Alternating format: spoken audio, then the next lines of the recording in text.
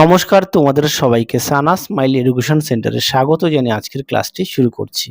আজকে তোমাদের সঙ্গে আলোচনা করব তোমরা যারা সপ্তম শ্রেণীর সেকেন্ড ইউনিট টেস্ট পরীক্ষা দেবে তোমাদের জন্য রায় ও মার্টিন প্রশ্নবিচিত্রা থেকে আজকে সমাধান করব সপ্তম শ্রেণীর ইতিহাস বিষয়ে মডেল নম্বর 2 অর্থাৎ 2 নম্বর স্কুলে যে সমস্ত ছোট ও বড় প্রশ্নগুলি আছে তার সমস্ত প্রশ্নের উত্তরের সমাধান করে দেখাবো। চলো দেরি না করে মূল বিষয়ে যাওয়া যাক। তার আগে বলি তোমাদের আগের ভিডিওতে সমস্ত বিষয়ের সাজেশন দেওয়া আছে, তোমরা যারা এখনো দেখোনি আমাদের প্লে লিস্টে গেলে পেয়ে যাবে। চলো এবার আমরা মূল বিষয়ে যাই। দেখো প্রথমে দেওয়া আছে এমসিকিউ দেওয়া আছে, একটু দেখো।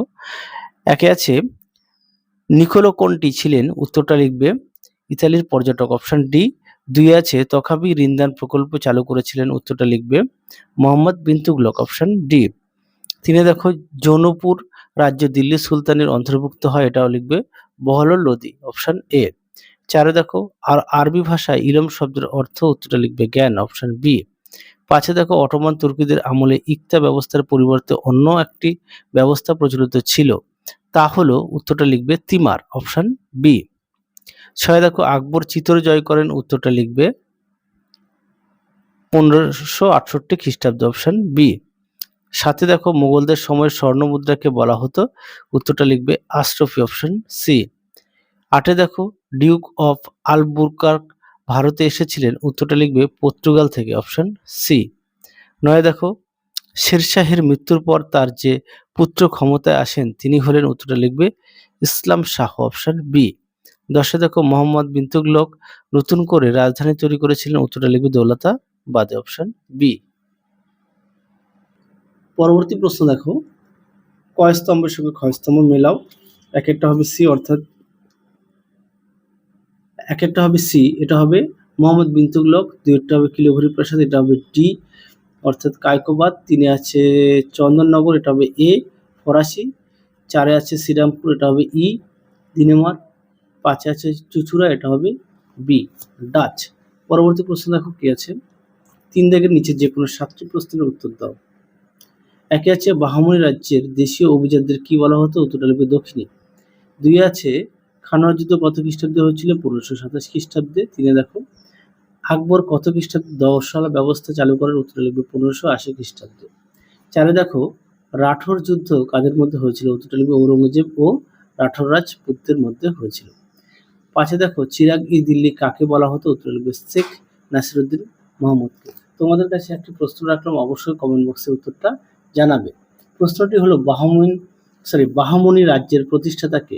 আরো একবার বলি, বাহামনি রাজ্যের প্রতিষ্ঠাতাকে, অবশ্যই উত্তরটি কমেন্ট বক্সে জানাতে ভুলো না।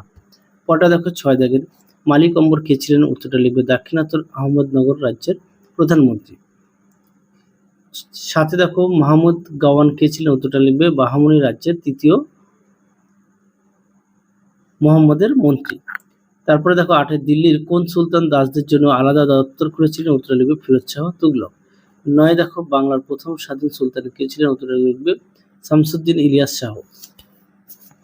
পরবর্তী প্রশ্ন দেখো, পরবর্তী আছে 4 দাগের একে আছে খলজি বিপ্লব বলতে কি বোঝো। দেখো প্রশ্নের উত্তর, এই প্রশ্নগুলোর মান হচ্ছে 2।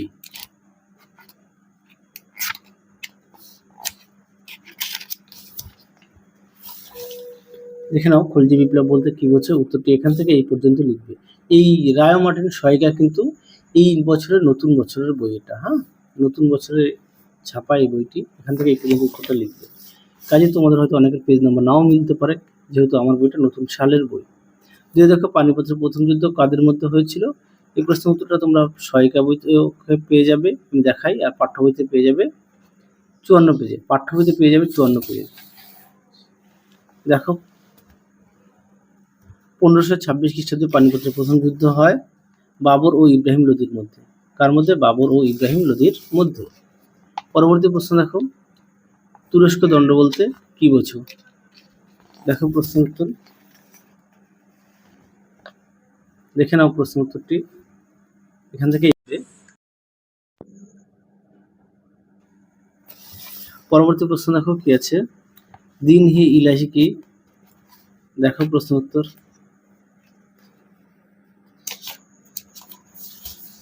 দেখে নাও, এখান থেকে এই পর্যন্ত উত্তরটা লিখবে। পরবর্তী প্রশ্ন দেখো, চাঁদনী চক নামকরণ হয়েছিল কেন? দেখো প্রশ্ন উত্তর।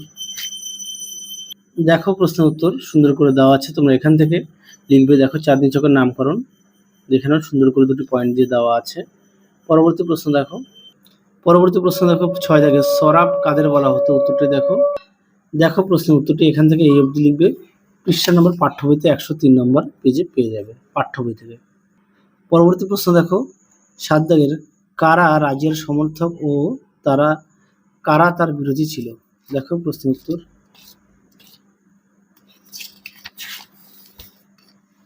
দেখে নাও প্রশ্নটি, উত্তরটা তোমরা এখান থেকে এই অবধি লিখবে।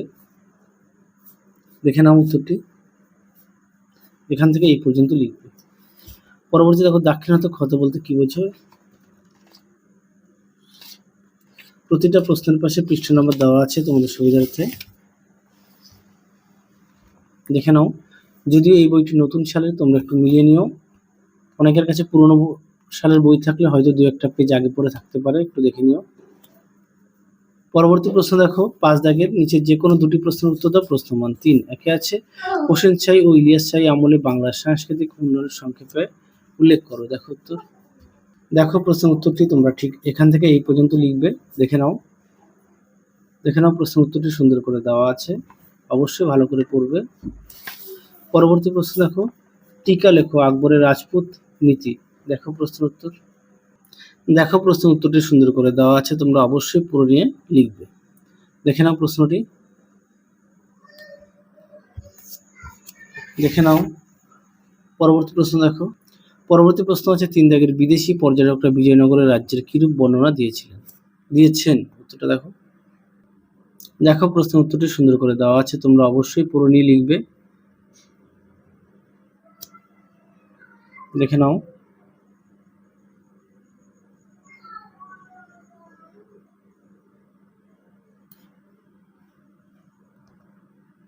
তাহলে দেখে নাও প্রশ্নের উত্তরটি। পরবর্তী প্রশ্ন দেখো, শাহজাহানবাদের নাগরিক চরিত্র কেমন ছিল? দেখো প্রশ্নের উত্তর। দেখে নাও প্রশ্নের উত্তরটি সুন্দর করে দেওয়া আছে, তোমরা অবশ্যই পড়ে নিয়ে লিখবে। দেখে নাও।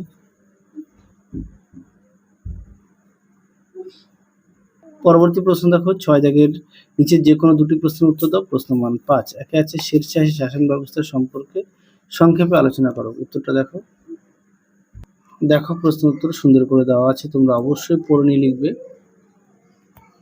দেখে নাও, যদি পারো খাতা লিখে নিয়ে পড়বে। পরবর্তী প্রশ্ন দেখো, মোহাম্মদ বিন তুগলকের যে কোনো দুটি পরিকল্পনা ও তার ব্যর্থতা সম্পর্কে আলোচনা করো। দেখো উত্তর। দেখো প্রশ্নের উত্তরটি, তোমরাও অবশ্যই পয়েন্ট দিয়ে লিখবে পড়ে।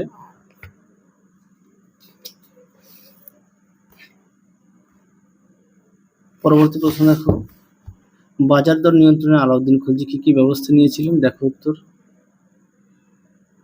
দেখে নাও প্রশ্নের উত্তরটি, তোমরা এখান থেকে পড়ে নিয়ে লিখবে। দেখে নাও, এই পর্যন্ত উত্তরটা লিখবে। তাহলে চলো আজকের মতো এখানেই সমাপ্ত করছি। আবার দেখা হবে খুব শীঘ্রই তোমাদের পরবর্তী ভিডিওতে। তোমরা সবাই সুস্থ থেকো, ভালো থেকো। আজকের মতো টাটা।